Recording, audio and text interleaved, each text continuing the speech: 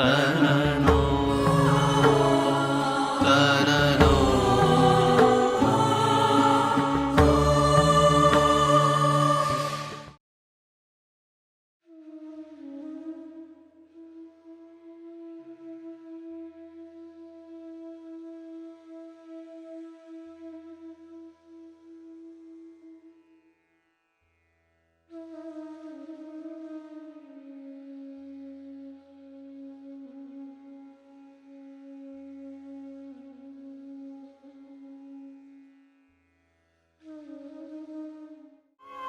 महात्मा गांधी बापू पोरबंदर की मिट्टी से पैदा हुआ एक ऐसा महामानव, समूचे विश्व ने उस ओर देखना पड़ा।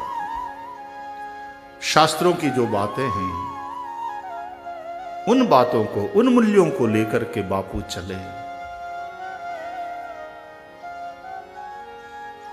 आजकल बापू के भी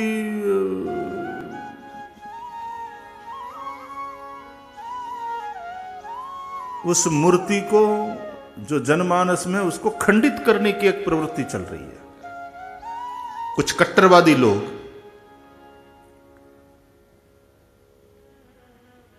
हाँ, गांधी बापू की सभी बातों से तुम सहमत ना हो, तुम्हारा अधिकार है, ठीक है, लेकिन नफरत करने जैसा आदमी नहीं है ये।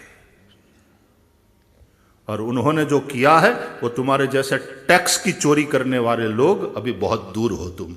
गांधी बापू को गाली सुनाने की भी पहले पात्रता हासिल करनी चाहिए, पहले योग्यता प्राप्त करनी चाहिए। गांधी को गाली देने से पहले गली के गुंडे की तरह हम गालियां देते रहे, कहां गांधी और कहां हम। पहले अपनी योग्यता तो देखो, तुमने क्या किया है देश के लिए, क्या किया है राष्ट्र के लिए। हवार पड़े तो बाडो से नहीं आ रहे, बात तो ऐसे रोज। गांधी को गाली देने से पहले अपनी योग्यता की ओर देखो।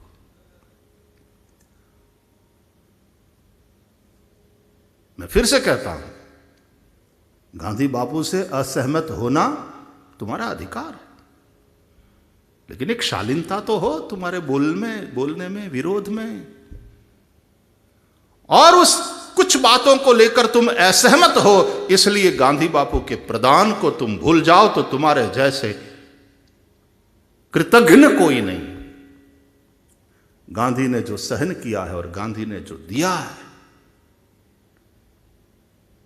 इस तरह जी करके तो दिखाओ।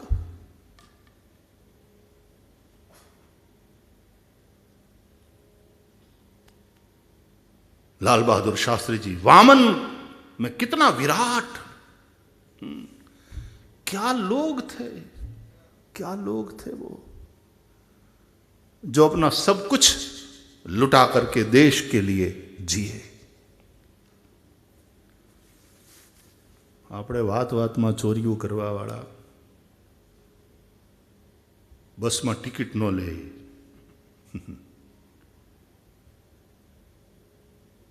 ત્યાં કંઈ કોલું બોલી નાખે,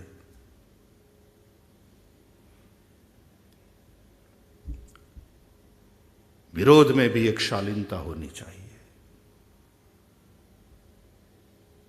हम तो पोरबंदर के हैं, गांधी की जन्मभूमि के हैं, और गांधी बापू ऐसी विश्व विभूति है जिसके प्रदान को, और मैं कहता हूं कल को यदि कृतघ्नियों की तादाद बढ़ जाए, बहुमत में वो आ जाए और गांधी को भुला दिया जाए भारत से, तो भी विश्व से उसको मिटाया नहीं जा सकता, उसकी स्मृति को मिटा नहीं सकते, क्योंकि वो इतिहास में अमिट रूप से लिखा गया है।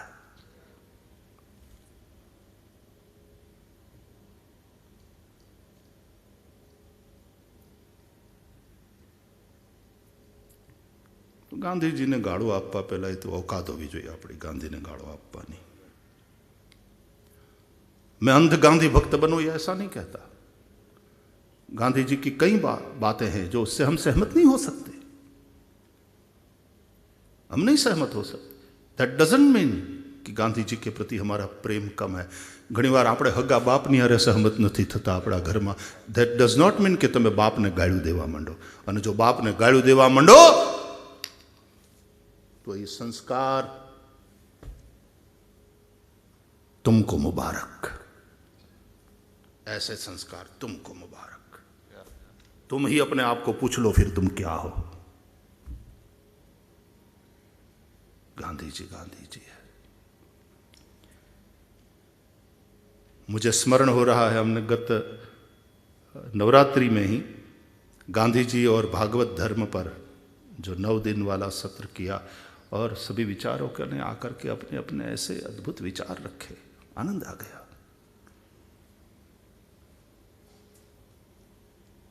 आज 2 अक्टूबर को वैसे मैं रोज हर बार वहाँ कीर्ति मंदिर में जाता हूँ. गुजरात के जो भी आदरणीय मुख्यमंत्री हों वे निश्चित रूप से आते हैं, लेकिन कोविड-19 से एक जो परिस्थिति पैदा हो गई है उसके चलते ना तो मुख्यमंत्री जी आ पाए. मैंने भी यहीं से प्रणाम किया. हमारे संकुल में ही पोरबंदर के ही दोनों पुत्र,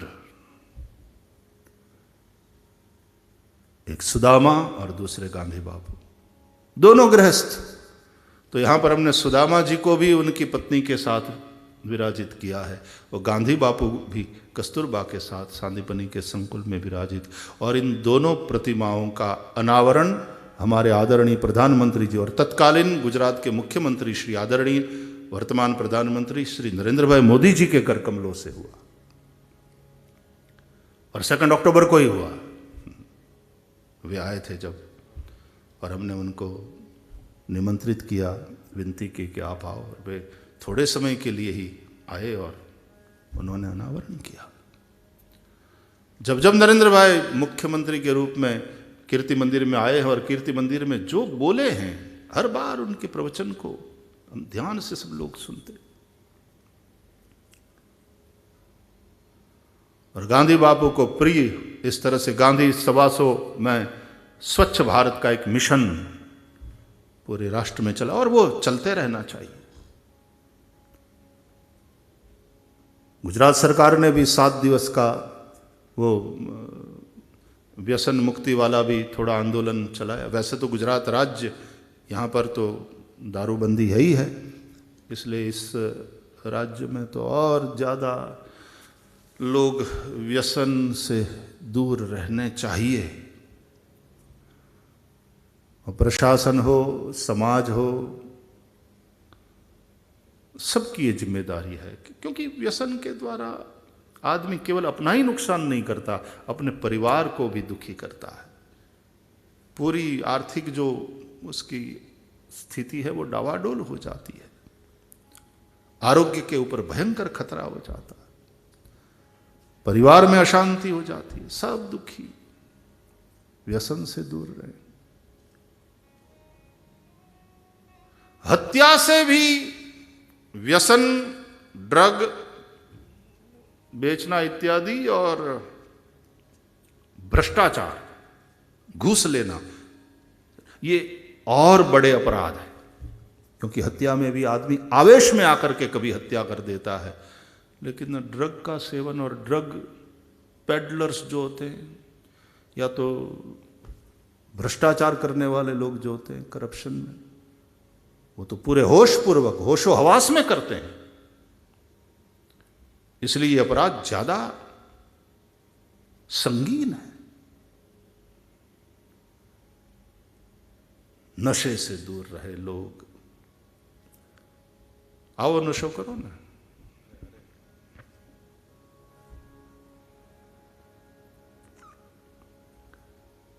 तो गांधी बापू और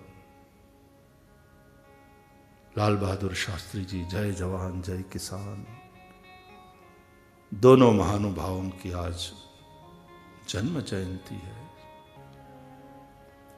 उन्होंने जो प्रयोग किए, वो कहते थे कि भारत मेरी प्रयोगशाला है, विश्व मेरा लक्ष्य है.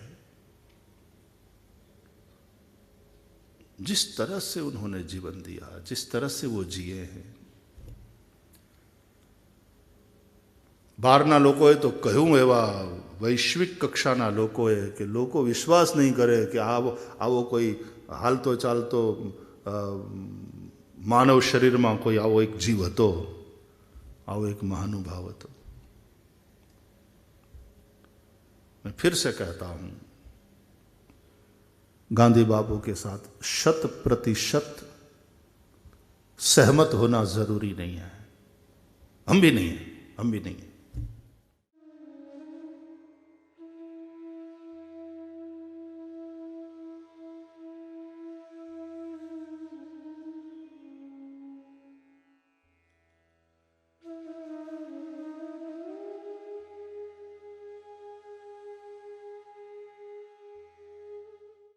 राजा परीक्षित ने धर्म धरती की रक्षा करी, लेकिन एक बार स्वर्ण मुकुट सिर पर रख करके राजा परीक्षित आखेट के लिए वन में जाते हैं। अनेकानेक पशुओं का वध करते हैं। मध्याह्न समय में भूखे प्यासे परीक्षित शमिक ऋषि के आश्रम में प्रवेश करते हैं, और कोई था नहीं आश्रम में। ऋषि शमिक समाधिस्थ थे। राजा परीक्षित का स्वागत नहीं हुआ, किसी ने पानी के लिए भी नहीं पूछा। क्रोध हुआ और परीक्षित ने एक मृत सर्प देखा, धनुष्य से उठाया, ऋषि के गले में पहना दिया, ये समझकर कि ये ऋषि समाधि का ढोंग कर रहा। कभी कभी हमारे अहंकार को इतनी चोट पहुंचती है कि हम सब कुछ उल्टा ही फिर देखने लगते। किसी के सद्गुण को भी हम दुर्गुण के रूप में देखने लगते। कोई हमारा भला करने वाला हो लेकिन उसको हम वैरी मान लेते। ऐसा होता है अहंकार को जब चोट पहुंचती है। और यदि हम समझदारी पूर्वक पीड़ा को सहे तो जैसे जिस तरह से ऑपरेशन में पीड़ा होती है उसको ठीक से सहन लिया तो रोग दूर भी हो जाता है। ये भी होता है।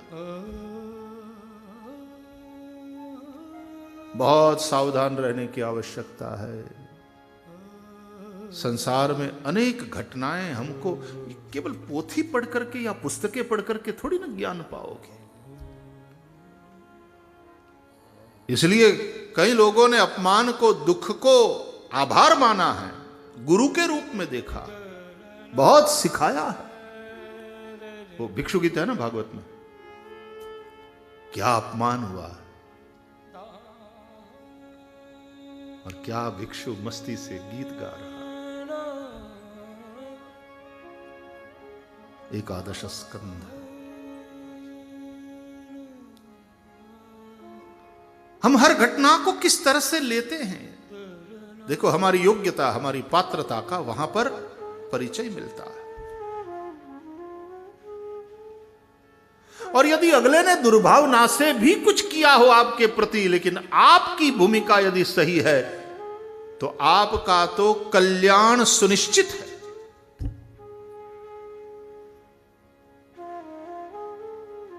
यहां राजा को लगा कि ये ऋषि समाधि का ढोंग कर रहा है।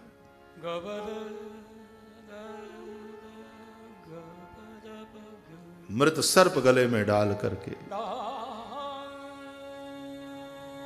आरोपो नहीं सर्प हो, खोटा आक्षेपो ई सर्प छे। ई खोटा आक्षेप એટલે મરેલા જ સર્પ હોય। ई કરડી ના હકે સામે વાળાને, મારી ના હકે, પણ ई खोटा આક્ષેપો ई મરેલા સર્પ। પણ એકવાર ગળામાં નાખી દે માણસ।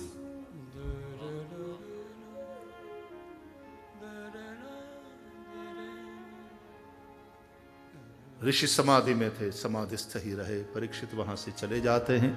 बाद में आपने कथा सुना है, ऋषि के पुत्र को पता चला है और श्रृंगी ने तब क्रोध पूर्वक शाप दिया है, इति लंघित मर्यादम तक्षकः सप्तमे हनि दक्षन्ति स्म कुलांगारम। मर्यादा का उल्लंघन करके जिसने मेरे निरपराध पिता के गले में मृत सर्प डाल दिया है, उस राजा को आज से 7वें दिन जीवित सर्प तक्षक डसेगा, उसकी मृत्यु होगी। परीक्षित घर पर आते हैं। जब सिर से मुकुट हटाते हैं, अपने किए का स्मरण हो आता है। और सज्जन देखो, भगवान का भक्त, कोई सच्चा साधक कभी कभी भटक सकता है लेकिन अटक नहीं सकता। भटक गया था थोड़ी देर के लिए, भान हो गया कि मैंने ये क्या किया, मैंने अपने कुल को कलंक लगाया, मैंने एक निरपराध ऋषि के गले में मृत सर्प डाल दिया, जिन ऋषियों के आशीर्वाद से हम सुखी हैं। मैंने नीच कार्य किया है। अब मैं इस राजगादी पर बैठने के योग्य नहीं रह गया। अपने बेटे जन्मेजय को राजगादी सौंप करके, अनशन लेकर के, क्योंकि भूख प्यास सहन नहीं हुआ मेरे शरीर से, इसलिए यह अपराध हुआ। अब जब तक शरीर है कुछ खाऊंगा नहीं, कुछ पीऊंगा नहीं। आश्रम से आए हुए लोगों ने जब समाचार सुनाया, परीक्षित को पता चला है कि मुझे शाप हो गया है ऋषिपुत्र का,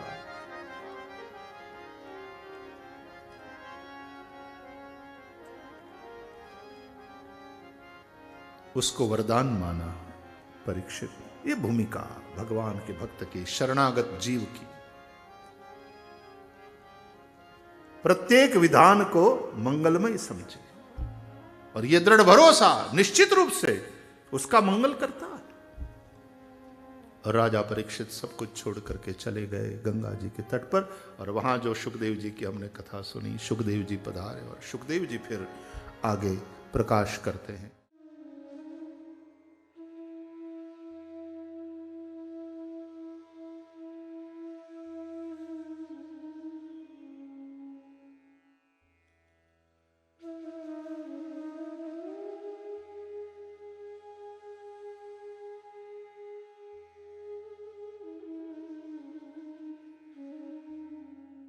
जैसे भूख से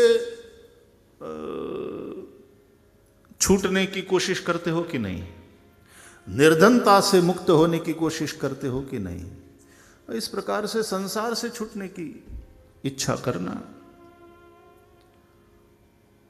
वास्तव में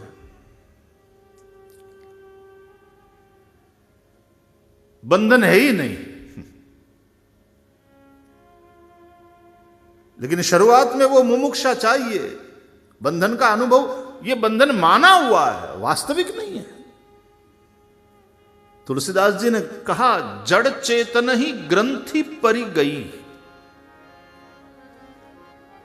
जड़ चेतन ही ग्रंथि परि गई, यद्यपि मृषा छूटत कठिनई।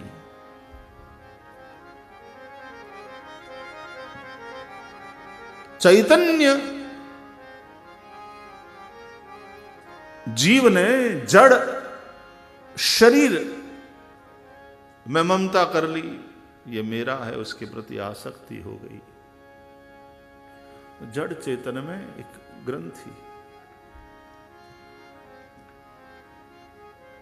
लग्न करावे त्यारे छेड़ाछेड़ी बांधे છે ને, અને છેડાછેડી બાંધે એટલે પછી પાકું થાય કે આ મારી ઘરવાળી ના મારો ઘરવાળો, मारो मारू, तो ये मेरा शरीर है। वैसे देखा जाए तो ये सारा संसार ही है।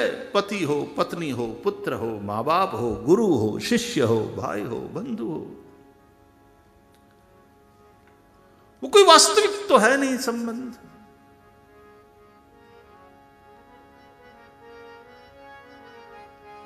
आज ये बाप थे, इसके पहले न जाने कितने मां बाप से तुम पैदा हो चुके हो, तुम स्वयं न जाने कितने मां बाप कितनी बार बन चुके हो। ये राजा चित्रकेतु की कथा में आता है श्रीमद् भागवत में, वृत्रासुर के पूर्व जन्म की जो बात, न जाने कितने जन्म बीत चुके हैं हमारे, सब नाटक।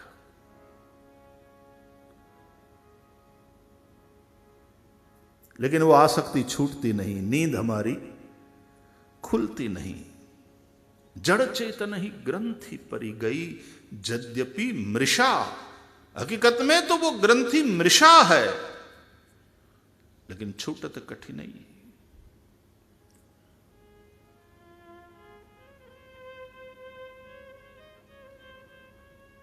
एक माणस છે ને રોજ એના ગધેડાને લઈ જાય, પછી એના પગમાં ઓલું ડામણું બાંધે, इसके पांव में रस्सी और फिर एक खूंटा जमीन में गाड़कर उसके साथ वो रस्सी बांध देता था।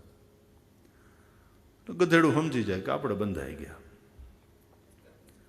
પછી ન હલે કે ન ચલે। એક દી ઓલો ડામણું જ ભૂલી ગયો, ઓલી રસ્સી ભૂલી ગયો।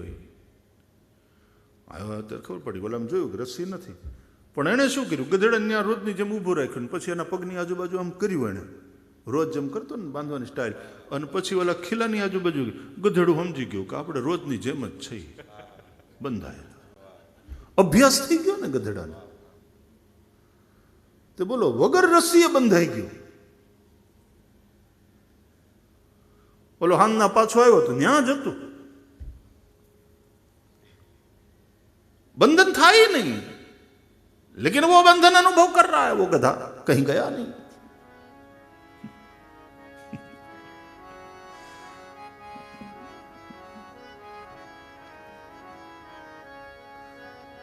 जड़ चेतन ही ग्रंथि परि गई, यद्यपि मृषा छूटत कठिन।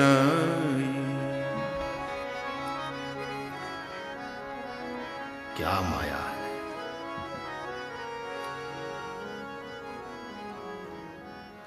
देखते हैं न शरीर हमारा है, न शरीर से संबंध जिनके साथ है वो हमारा। आदमी अकेला ही जाता है, अकेले ही जाना पड़ता है। न शरीर से जो कमाया है इस संसार में कर्म मेहनत पुरुषार्थ कर करके वो हमारा है, कुछ भी साथ नहीं चलता। हम सब जानते हैं, देख रहे हैं। इसके लिए कोई कथाओं में जाकर कथा सुनने की आवश्यकता ये बात नहीं, हम सभी देख रहे हैं अपनी आंखों से। कईयों को मरते देखा है,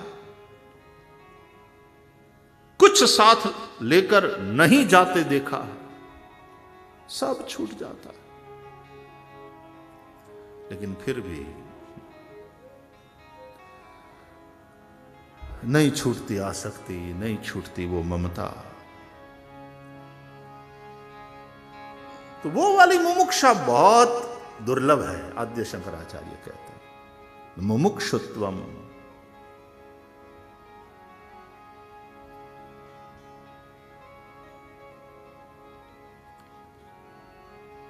तो वैसे तो बंधन है ही नहीं,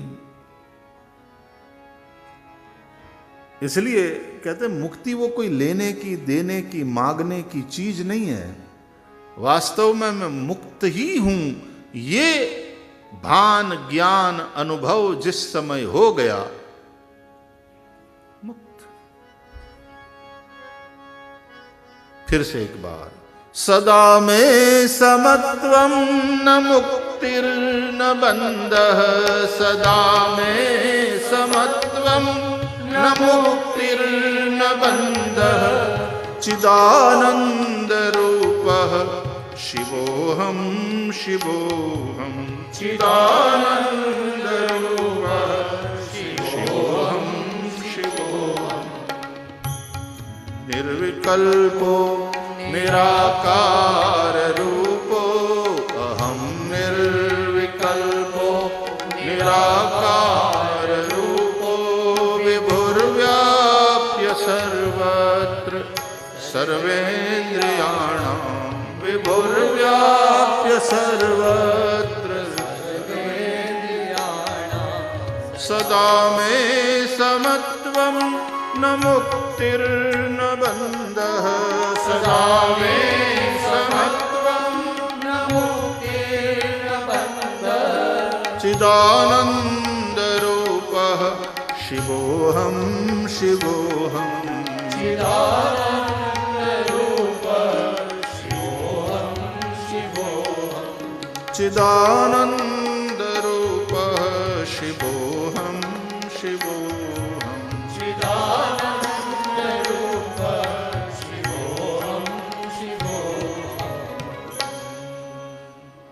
ये हम कह लेते हैं, ये बात हम सुन लेते हैं, बुद्धि में बैठ भी जाती है, लेकिन फिर भी अनुभूति में नहीं आती।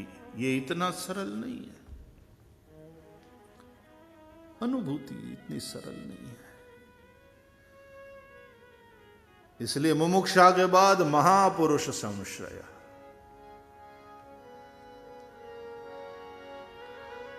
आ ड्राइविंग નું શીખવાનું હોય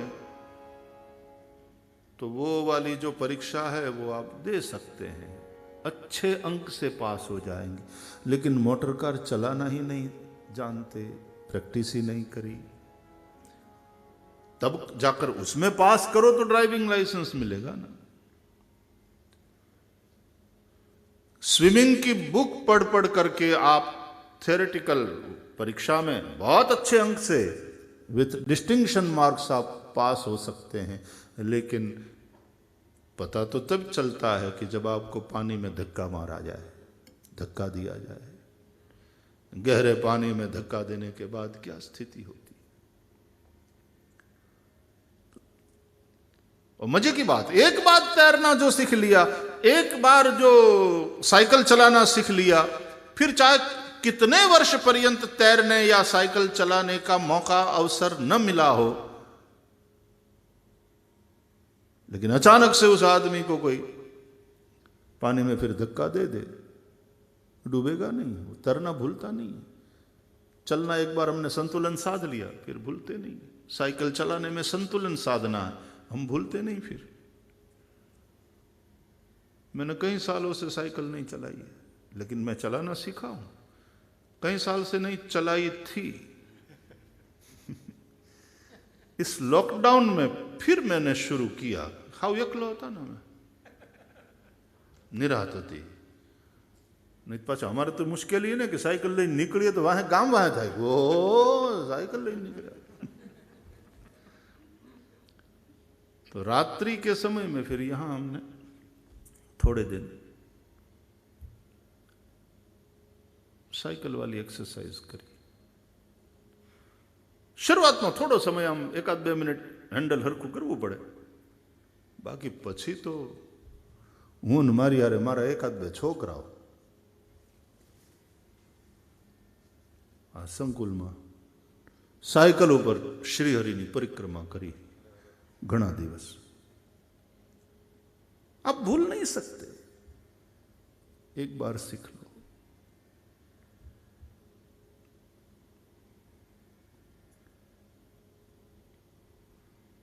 लेकिन पुस्तक पढ़ लेना अलग चीज है, और फिर सीखना, तो ये सुन लेना अलग बात है। थियरी तो समझ में आ जाएगी, लेकिन अनुभूति का क्या।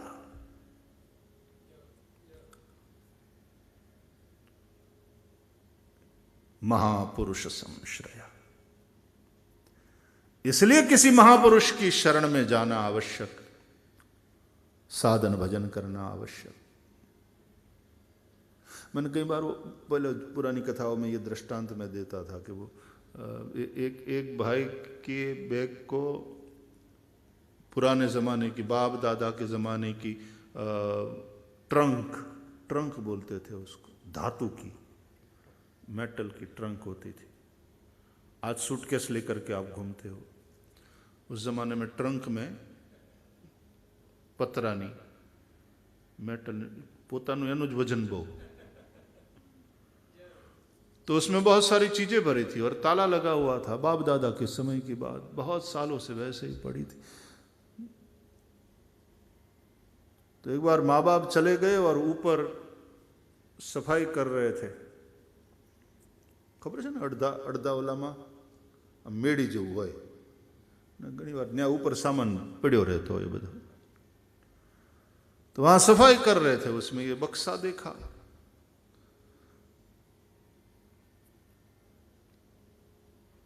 कोई एक चीज थी जिसके वो मिल नहीं रही थी, तो सोचा कि शायद इसमें हो। हमने सुना है कि वो थी हमारे घर में, सास जी भी कहती थी। ये बरसों से नहीं खोला है, ये खोल के देखते हैं, शायद वो चीज इसमें मिल जाए। तो ताला लगा हुआ था, अब इसकी चाबी, अभी इतने वर्षों पुराने, तो चाबी तो पता नहीं था कहाँ है इसकी। तो चाबियाँ जितनी घर में थी सब लाए और लगाने की कोशिश की वो भैया ने, पति ने। तो कोई चाबी तो अंदर जाए ही नहीं। चाबियों का गुच्छा पूरा रहता है ना, पुराने ज़माने में तो वो था। तो कोई चाबी तो अंदर जाए ही नहीं। कोई चाबी जाए तो पूरा घूमे नहीं, फंस जाए अंदर। कोई चाबी जाए और पूरा चक्कर मार करके निकल जाए, रेढ़ा घर में थी कुतरू आंटो मारी वही जाए, एम कहीं छुए ही नहीं। तो ताला खुल नहीं रहा था। तो एक गुच्छा, दूसरा गुच्छा, एक जूड़ो बीजो जूड़ो भेगा करीने बधी एने ट्राई करी लीधी, ताळुं न खुल्યું। પછી પાછી पत्नी के तमे हटो, मुझे करने दो, लेट मी ट्राई। उस आदमी ने कहा कि इसमें से किसी चाबी से ये ताला नहीं खुल रहा है, नहीं खुलेगा। पत्नी ने कहा कि आप हटो, मुझे करने दो। पत्नी ने पूरा ट्राई किया, एक एक चाबी लगाने की कोशिश की, लेकिन ताला नहीं खुला। अंत में पत्नी भी पसीने से नहाई हुई बेचारी अपना पल्लों से पसीना पहुंचती हुई बोली, इन चाबियों से ये ताला नहीं खुलेगा। अब मजे की बात सुनो, बाद में पति ने जरा कहा कि तुम हटो, तो ये कौन कंपनी का ताला है, जरा मुझे देखने दो। तो ताला हाथ में लिया यूं, और बंद ताला है, यूं लिया और उसके पीछे यूं करने के लिए थोड़ा हिलाया, हिलाया तो ताला खुल गया। खुला ही था, केवल यूं अंदर फंस गई थी वो, खुला ही हुआ था। तब चला पता कि वो इतने समय से मेहनत कर रहे थे। तो बाद में पता चलता है कि हम तो मुक्त ही हैं, बंधन हमको कहां है। नित्य शुद्ध बुद्ध मुक्त आत्मा को बंधन हो नहीं सकता।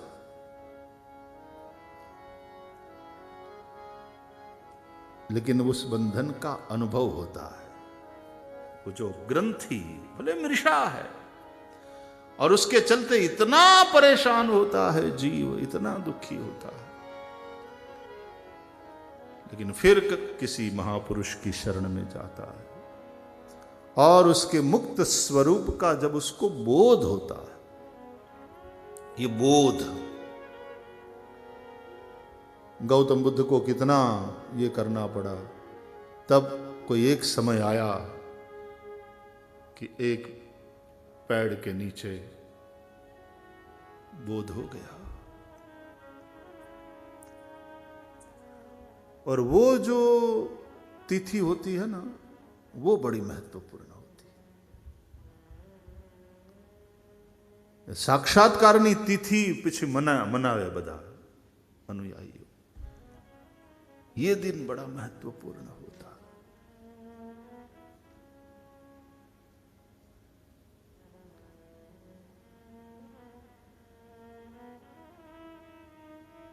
क्योंकि आत्मा का स्वरूप बंधन और मुक्ति ये दोनों से विलक्षण है। तो सर्व वेदांत सारम यद ब्रह्मात्मैकत्व लक्षणम वस्तु अद्वितीयम तन्निष्ठम कैवल्यैक प्रयोजनम, यही प्रयोजन है। तो श्री विदुर जी मैत्रेय जी के आश्रम में पहुंचे।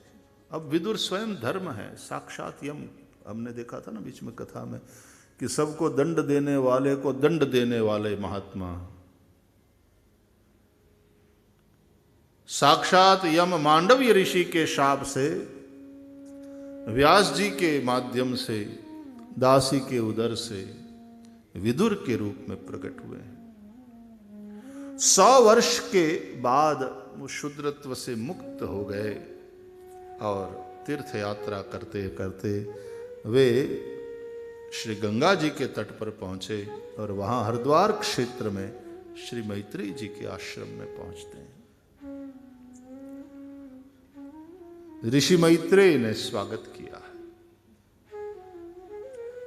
हम लोग चर्चा करते हैं ना कि वो गत्वा, नत्वा, दत्वा, ये 3 करके हमें ये अनुभव करना है। गत्वा, ऐसे महापुरुष के पास जाएं, उनकी शरण में जाएं। ये गंगा के तट पर गए, गत्वा, अपना घर में आवे ने नळ, ये नदियों नहीं।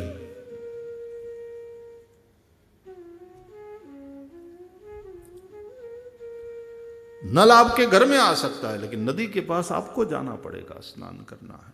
तो नदी की भांति बहने वाले, एकदम निर्मल, पावनता, शीतलता, निर्मलता अपने में लिए हुए जो महापुरुष हैं, उनके पास जाएं। गत्वा,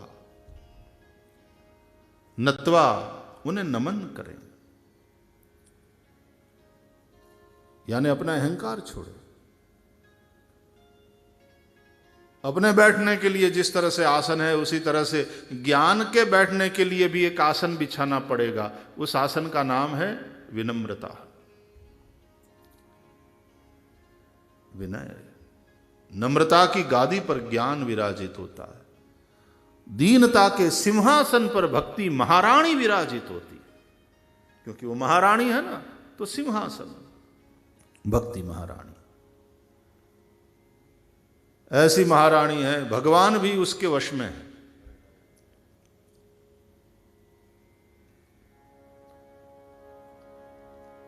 देखो, मुक्ति भी जहां जिसकी दासी बन गई हो, ऐसी महारानी भक्ति देवी। भगवान भी भक्ति सूत्रोपनद्ध, भक्ति सूत्र से बंधे हुए हैं। तो दीनता उसका सिंहासन है, भगवान उसके पति है। भगवान का नाम भक्ति का प्राण है। भगवान में विश्वास भक्ति का श्वासोच्छ्वास है। विश्वास ही भक्ति का श्वास।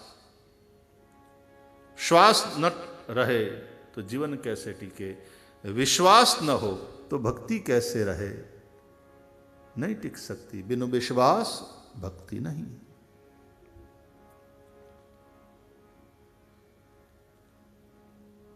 समर्पण भक्ति के हाथ के कंगन है।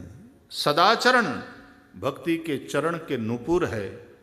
और संयम भक्ति रूपी महारानी के करधनी है। कंदोरो,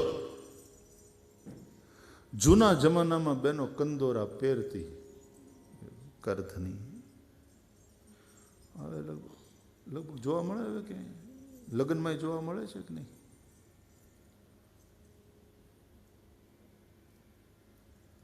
કંદોરા પહેરતી, આમ જુડા અહીંયા ખોસીને ફરતી બહેનો।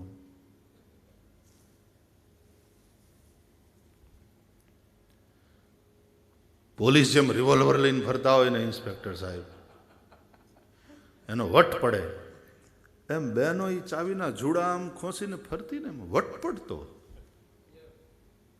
હવે મોબાઈલમાંથી હાથ છૂટો થાય તો ક્યાં?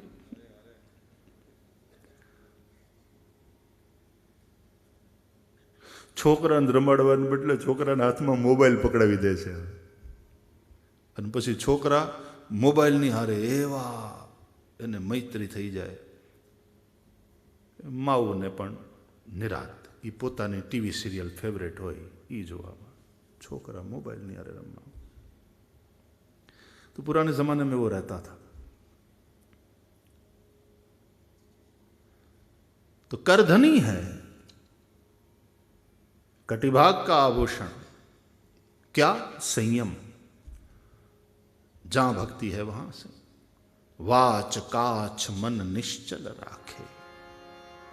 इसलिए नरसिंह मेहता गाता है, वाच काछ मन निश्चल राखे, रसनेन्द्रिय और जननेन्द्रिय का संयम सबसे कठिन है। इसलिए वो दशम स्कंद में भी हम चर्चा करेंगे। भगवान श्री कृष्ण की लीलाओं में पहले वरुण विजय और फिर रास लीला में काम पर विजय। वाच काछ मन निश्चल राखे, धन धन जननी तेनी रे। वैष्णव जन तो तेने रे कहिए, जे पीड़ पराई जाने रे। पर दुखे उपकार करे तोय, पर दुखे उपकार करे तोय। मन अभिमान न आणे रे। वैष्णव जन तो तेने तो दीनता भक्ति महारानी का सिंहासन है और विनम्रता ज्ञान का आसन है। नत्वा नमन करें।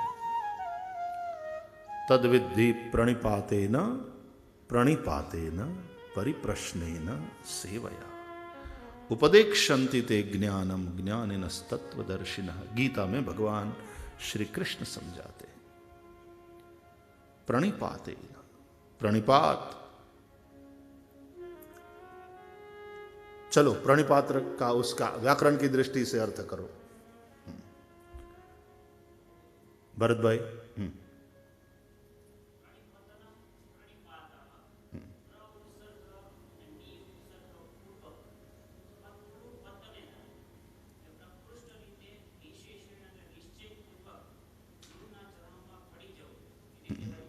प्रणिपात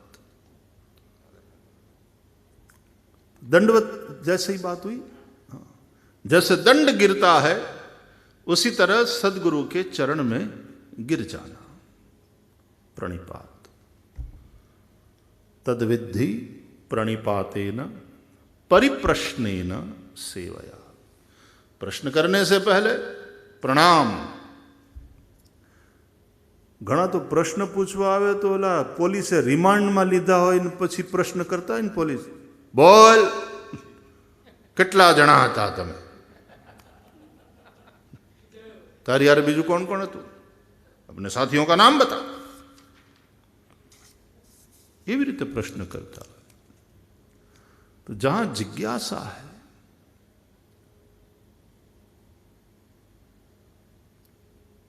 प्रणिपात। गत्वा नत्वा।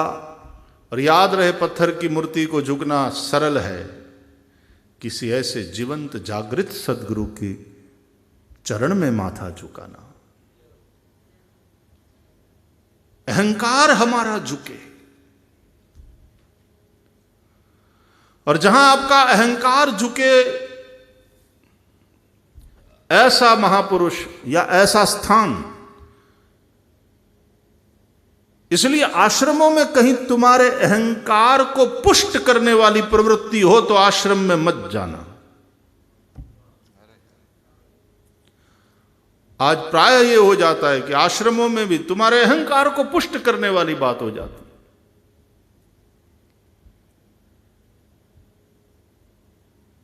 अहंकार को पुष्ट करने के लिए थोड़ी जाते हैं आश्रम में। सदगुरु तुम्हारा नाम लेकर पुचकारे, बुलावे, सबको कुछ बतावे, ये उसकी सदगुरु की कृपा, उसका आशीर्वाद है।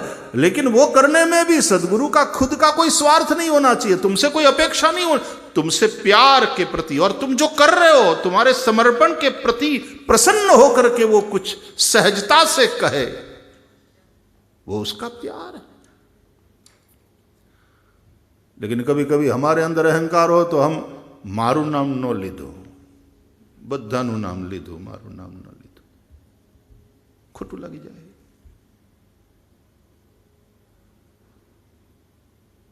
संसार में तुम्हारे अहंकार को चारा देने वाले, पुष्ट करने वाले और फिर तुमसे निकलवाने वाले, उगलवाने वाले, निकलवाने के उगलवाने वाले बहुत मिल जाएंगे। लेकिन जहां जाने के बाद तुम्हारा अहंकार पुष्ट न हो, तुम्हारा अहंकार धीरे धीरे नष्ट हो, झुके। हाँ, आश्रम से बाहर निकलो तो वो अहंकार वाला कपड़ा पहन लो जरूर, लेकिन वो स्वस्थ अहंकार होगा।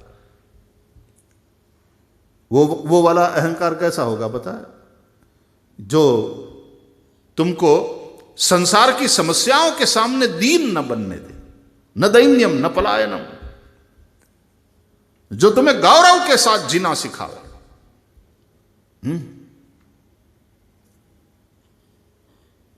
अस अभिमान जाहि जनी भोरे, अस अभिमान जाहि जनी भोरे, मैं सेवक रघुपति पति मोरे, मैं सेवक रघुपति पति मोरे। ये वाला अहंकार, ऐसे वैसे थोड़ी हम हैं। राम जैसा हमारा स्वामी है और हम श्री राम के सेवक हैं। एक यूनिफॉर्म पहरी ले हवालदार नो, त्या तो एने रोब तमे जुओ एनो रुआब, हाथ में खाली दंडो ज होय तोय આપણે નહીં હાથમ આઠમના મેળામાં રૂઆબ જુઓ તમે એનો, એક યુનિફોર્મ પહેર્યો ને હાથમાં દંડ હોય, તો જે ભગવાનનો થયો હોય ને ઈ વાળો યુનિફોર્મ પહેર્યો હોય અને હાથમાં સંયમનો દંડ હોય, तो ये कहीं थोड़ा गांच हो जाए। लेकिन वो स्वस्थ अहंकार है, वो बीमार वाला नहीं जो तुमको पतन की ओर ले जाए। जिसका अहंकार गुरु के चरण में गिर पड़ा है। हम ऐसा करते हैं ना, ऐसे महापुरुषों के पास जाते हैं कोई चीज लेकर के और फिर कहते इसको जरा हाथ लगा दीजिए ना, ये प्लीज ब्लेस दिस। तो ઉપરણાને આપણે બ્લેસ કરાવી પછી લઈ જઈએ, આપણે મૂર્તિને પણ બ્લેસ ઓલી કરાવી, પ્રાણ પ્રતિષ્ઠિત કરી એમના હાથથી ને લઈ જઈએ। आप इसको हाथ लगा दो, आपके आशीर्वाद के रूप में हम पहुंचा देंगे उनको, हाथ लगा दो। प्रासादिक हो गई चीज। गुरु के चरण में गिर पड़ा अहंकार भी फिर प्रासादिक हो जाता, वो तुम्हारा कल्याण करेगा कि मेरे अहंकार को आप छू लो। नहीं तो अहंकार बहुत उपद्रव करता है।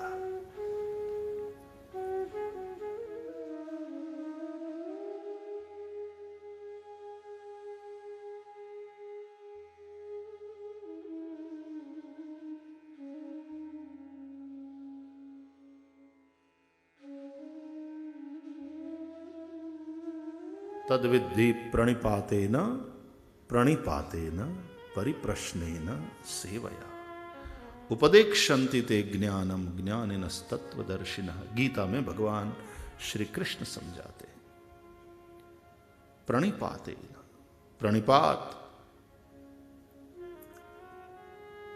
चलो प्रणिपात का उसका व्याकरण की दृष्टि से अर्थ करो भरत भाई।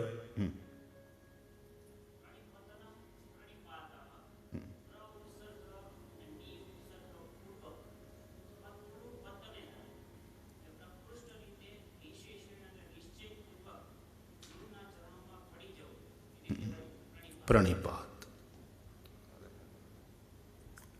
दंडवत जैसे ही बात हुई, जैसे दंड गिरता है उसी तरह सदगुरु के चरण में गिर जाना, प्रणिपात। तद्विद्धि प्रणिपातेन परिप्रश्नेन सेवया। प्रश्न करने से पहले प्रणाम। घना तो प्रश्न पूछवा आवे तो ओला पोलीसे रिमांड में लीधा होय ने पछी प्रश्न करता होय ने पोलीस, बोल કેટલા જણા હતા તમે, तारी यार बीजू कौन कौन હતું, अपने साथियों का नाम बता। ये भी रीते प्रश्न करता। तो जहां जिज्ञासा है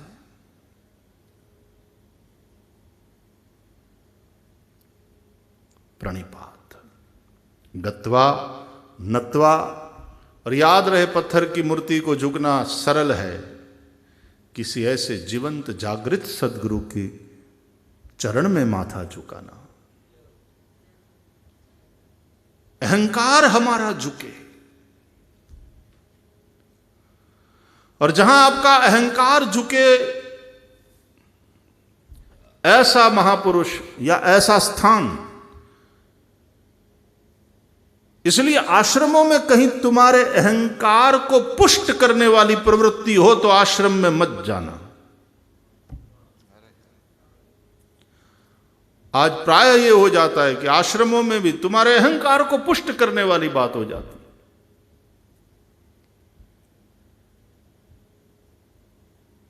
अहंकार को पुष्ट करने के लिए थोड़ी जाते हैं आश्रम में। सदगुरु तुम्हारा नाम लेकर पुचकारे, बुलावे, सबको कुछ बतावे, ये उसकी सदगुरु की कृपा, उसका आशीर्वाद है। लेकिन वो करने में भी सदगुरु का खुद का कोई स्वार्थ नहीं होना चाहिए, तुमसे कोई अपेक्षा नहीं हो, तुमसे प्यार के प्रति, और तुम जो कर रहे हो तुम्हारे समर्पण के प्रति प्रसन्न होकर के वो कुछ सहजता से कहे, वो उसका प्यार है। लेकिन कभी कभी हमारे अंदर अहंकार हो तो हम मारू नाम न लीधो, बधानु नाम लीधो, मारू नाम न लीधो, खोटू लगी जाए।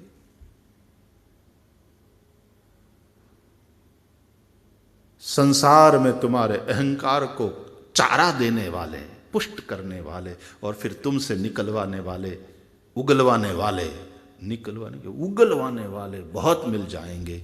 लेकिन जहां जाने के बाद तुम्हारा अहंकार पुष्ट न हो, तुम्हारा अहंकार धीरे धीरे नष्ट हो, झुके। हां, आश्रम से बाहर निकलो तो वो अहंकार वाला कपड़ा पहन लो जरूर, लेकिन वो स्वस्थ अहंकार होगा। वो वाला अहंकार कैसा होगा पता है?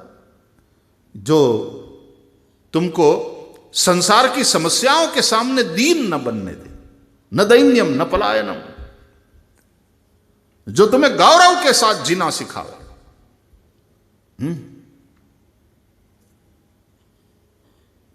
अस अभिमान जाहि जनी भोरे,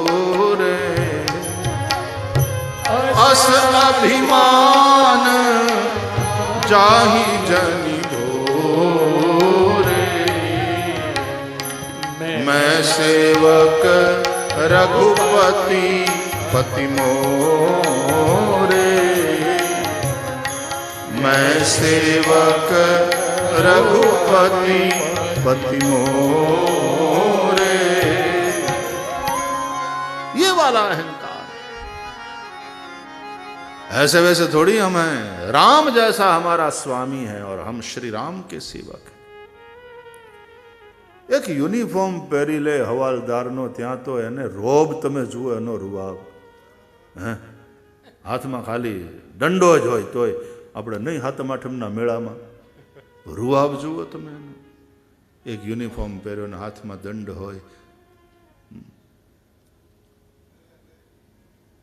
તો જે ભગવાનનો થયો હોય ને ઈ વાળો યુનિફોર્મ પહેર્યો હોય અને હાથમાં સંયમનો દંડ હોય, तो ये कहीं थोड़ा गांचो जाए। लेकिन वो स्वस्थ अहंकार है, वो बीमार वाला नहीं जो तुमको पतन की ओर ले जाए। जिसका अहंकार गुरु के चरण में गिर पड़ा है। हम ऐसा करते हैं ना, ऐसे महापुरुषों के पास जाते हैं कोई चीज लेकर के और फिर कहते इसको जरा हाथ लगा दीजिए ना, ये प्लीज ब्लेस दिस। तो ઉપરણાને આપણે બ્લેસ કરાવી પછી લઈ જઈએ, આપણે મૂર્તિને પણ બ્લેસ ઓલી કરાવી, પ્રાણ પ્રતિષ્ઠિત કરી એમના હાથથી ને લઈ જઈએ। आप इसको हाथ लगा दो, आपके आशीर्वाद के रूप में हम पहुंचा देंगे उनको, हाथ लगा दो। प्रासादिक हो गई चीज। गुरु के चरण में गिर पड़ा अहंकार भी फिर प्रासादिक हो जाता है, वो तुम्हारा कल्याण करेगा कि मेरे अहंकार को आप छू लो। नहीं तो अहंकार बहुत उपद्रव करता है।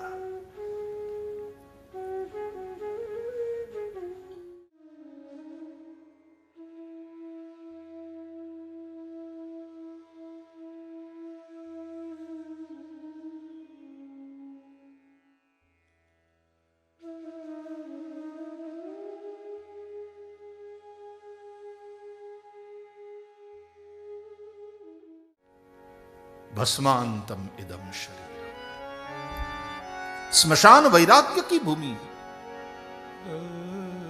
लेकिन होता क्या है कि हमको स्मशान वैराग्य होता है।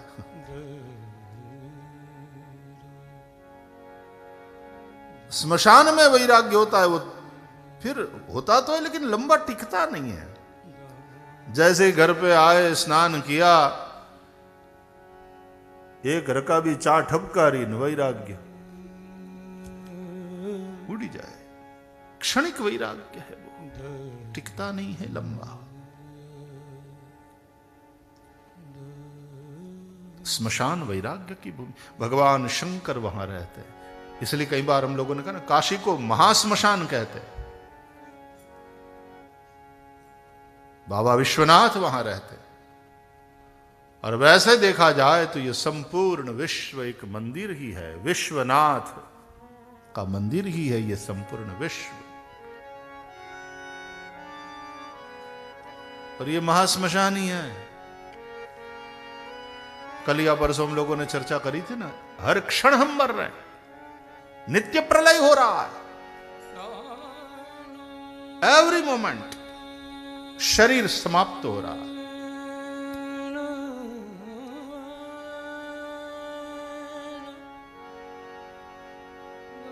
इसलिए शंकर जी की वंदना करते हुए गोस्वामी तुलसीदास जी ने बड़ा सुंदर गाया, वैराग्याम्बुज भास्करं ह्यगगन ध्वान्तापहं तापहं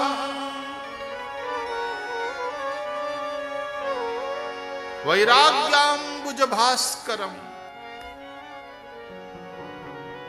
हमारे वैराग्य रूपी कमल को विकसित करने वाले ये भास्कर हैं, ये सूर्य है। शिव जी का दर्शन करने से वैराग्य की बात। लेकिन फिर भी जिसको भोग चाहिए, शिव जी का दर्शन करने के बाद भी शंकर से कोई भोग मांगता है तो शंकर बाबा तो दे देते, ला गया तारा भोग बिजू। भोग को भोग, और आज नहीं तो कल इससे वैराग्य तो होगा ही होगा, क्योंकि मुझसे मिल लिया है जो तू। आज नहीं तो कल। अभी तेरे भीतर थोड़ा वो वासना बची है, वो राग बचा है। इसलिए जिनके दर्शन मात्र से वैराग्य हो जाए, ऐसे भगवान शंकर से लोग सांसारिक भोग मांगते हैं। तो शंकर जी से प्राप्त, शंकर जी की कृपा से प्राप्त उन भोगों में जरूर वो प्रासादिक है, इसलिए उस भोग के भोग से अंत में वैराग्य तो होगा, ये पक्का।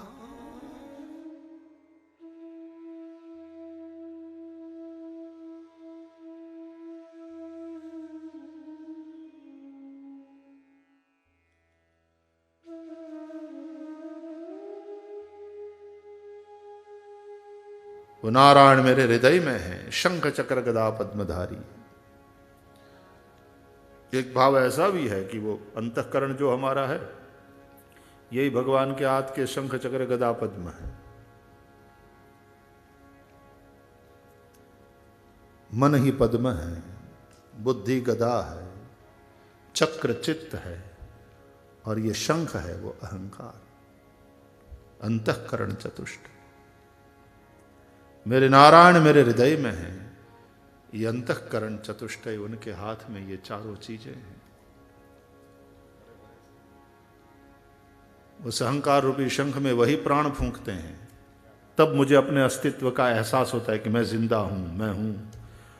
और कई बार हम लोगों ने कहा ना, चर्चा करी कि मैं और हूं, एकाक्षरी, इन दो शब्दों के बीच में हमारा सारा संसार है। मन पद्म,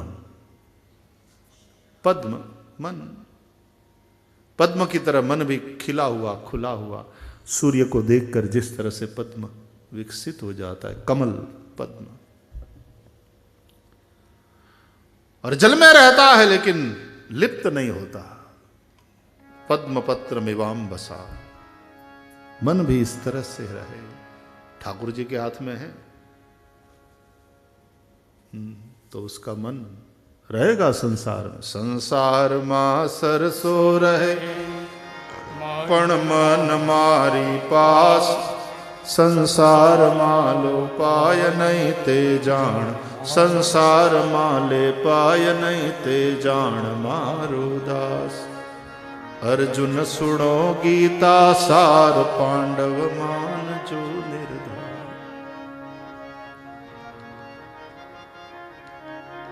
गदा नाम है कौमुदकी.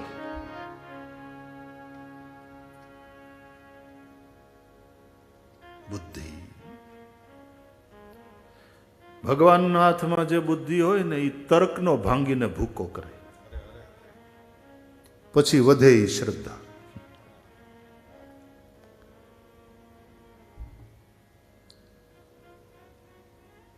ઘણાની બુદ્ધિ એવી હોય ભગવાનના હાથમાં ન હોય ને પોતાના હાથમાં હોય તો એ શ્રદ્ધાને તોડી નાખે. બીજાની શ્રદ્ધાને તર્ક આપી આપી આપી લોજિક આપી આપીને તોડી નાખે. તમે આ બધું પૂજા પાઠ કરો એનાથી શું થાય? આ તમે મૂર્તિઓની સામે આ બધા ધરો છો, ભોગને કોઈ દી ખાધું? હાલી નીકળ્યા છો.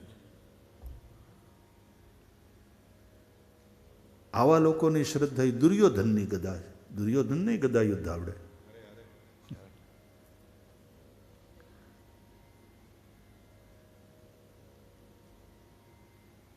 तर्क को चूर चूर कर दे, शास्त्र अनुकूल मति बनती चले. और वो सदगुरु की कृपा से होता है. सदगुरु के सानिध्य में बैठने से, सदगुरु से श्रवण करने से. इसलिए श्रुति, युक्ति और अनुभूति, वहां भी युक्ति है और युक्ति के लिए बुद्धि की जरूरत पड़ती है, लेकिन ऐसी युक्ति कि श्रद्धा बने.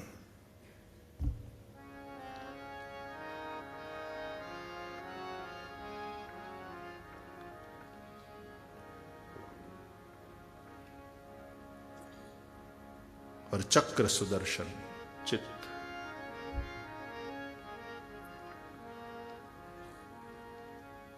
देखना, दर्शन करना और सुदर्शन, ये तीन अवस्था है एक ही क्रिया की. सीइंग क्या है? लुकिंग, वॉचिंग છે ને अलग अलग शब्द अंग्रेजी में.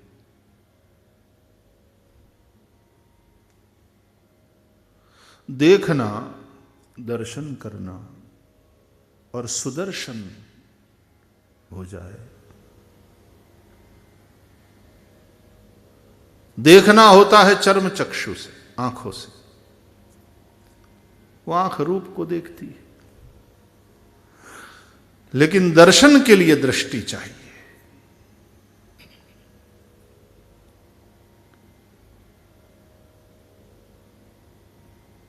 मूर्ति दिखती है,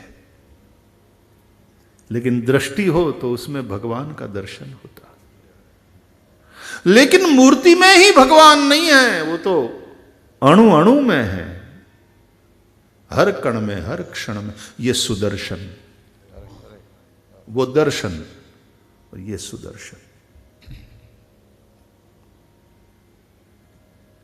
ज्ञान स्वरूप है. सर्वम खलु इदम ब्रह्म. चित्त में ऐसे ज्ञान का प्रकाश हो तो अपने हृदय में भगवान का इस प्रकार दर्शन करना, ये सूक्ष्म ध्यान. और इससे मन एकाग्र होता है ध्यान से.